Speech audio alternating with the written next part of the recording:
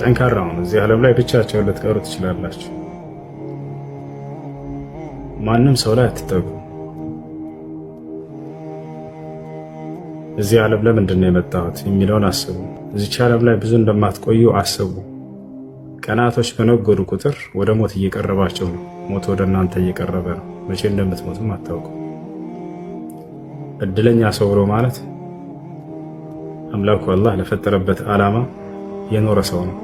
እርሱ ምንድን ነው? በእርሱ አምነህ እርሱን መገዛት ነው። በቃ ወማ ኸለቅቱል ጅነ ወልኢንሰ ኢላ ሊያዕቡዱን አለ አላህ ሲናገር።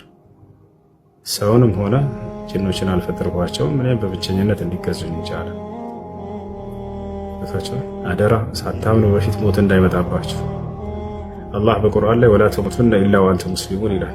ለሰዎች በጣም ስለሚያዝንላቸው ምን አለ? አደራ ሙስሊሞች ናችሁ እንጂ እንዳትሞቱ አለ።